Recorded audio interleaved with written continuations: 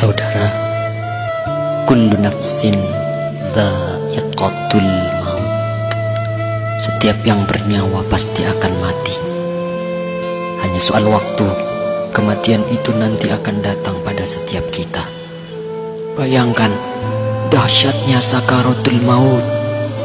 Rambut kita ditarik, kuku-kuku kita ditarik, sakit rasanya. Bayangkan nyawa yang dicabut, terbujur kaku, dan bayangkan yang terbujur kaku itu adalah diri kita. Rasul menjelaskan ketika itu kita masih bisa melihat. Kita masih bisa melihat siapa yang menangisi kita, siapa sahabat yang mentakziahi kita. Tapi kita tidak bisa berbuat apa-apa. Kita tidak bisa bicara, tidak bisa bergerak. Lalu kita dimandikan. Bayangkan itulah diri kita yang sedang dimandikan. Air mengguyur tubuh kita yang selama ini kita bisa mandi sendiri, tapi sekarang harus dimandikan. Dan kita menyaksikan siapa yang memandikan jasad kita. Bersyukur kalau yang memandikan itu adalah anak-anak kita.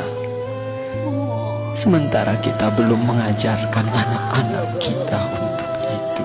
Ya Allah. Kemudian kita dikafani, kemudian kita disolati, kemudian kita digotong, dibawa ke kuburan.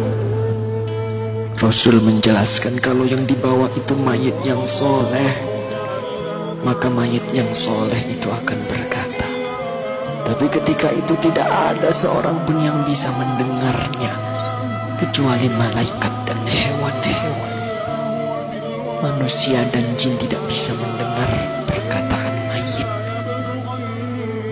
Rasul memberitahu kepada kita, mayit yang soleh itu akan berkata, Asri'ni ila baiti, ya Allah, percepat aku ya Allah, percepat aku ke rumahku ya Allah.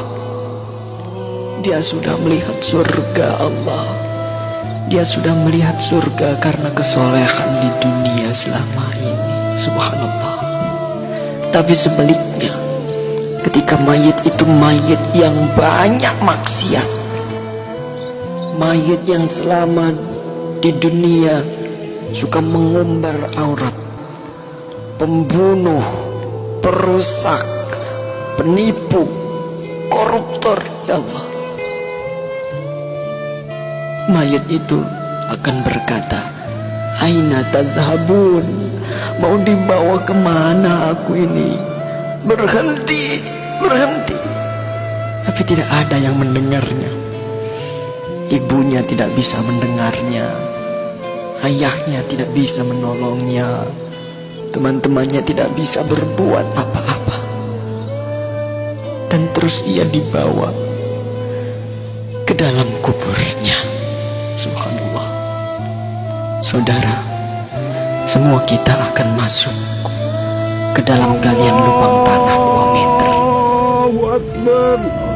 Ketika itu kita masih bisa melihat untuk yang terakhir, siapa yang mengubur kita, siapa yang menutupi tubuh kita dengan tanah. Mungkin keluarga kita, mungkin tetangga-tetangga kita, atau sahabat-sahabat kita. Tapi begitu selesai kita dikubur, orang-orang yang kita cintai, orang-orang yang dulu selalu bersama kita, orang-orang yang dulu selalu menemani kita, semuanya pulang. Semuanya pulang meninggalkan kita sendirian di kubur. Maka kita merasakan kesedihan, takut, gelisah. Tapi kita tidak bisa pulang mengikuti mereka. Kita hanya bisa mendengar langkah kaki mereka saat semua orang pulang meninggalkan kita sendirian di kubur.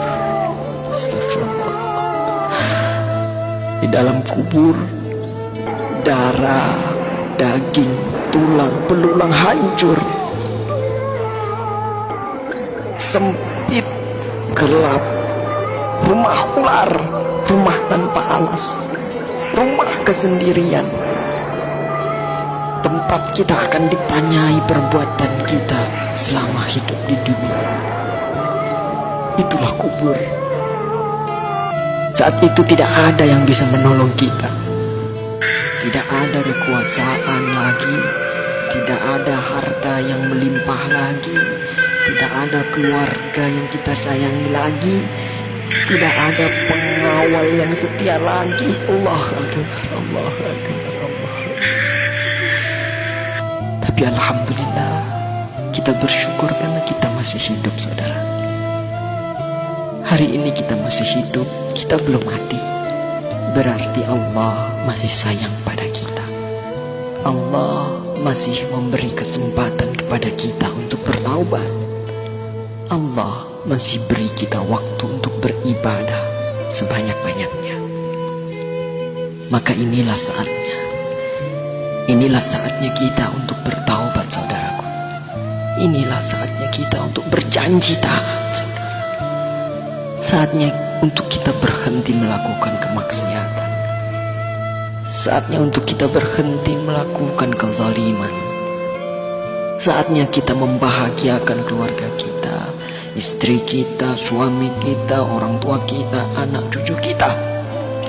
Saatnya kita berbuat baik untuk negeri yang tercinta ini. Saatnya kita berdakwah. Manfaatkan sisa umur ini untuk menebar kebaikan di sekitar kita. Karena kita tidak tahu kapan kita akan kembali kepada Sang Pencipta kehidupan, Allah Subhanahu wa ta'ala. Katakanlah, sesungguhnya kematian yang kamu lari daripadanya, ia pasti menemui kamu.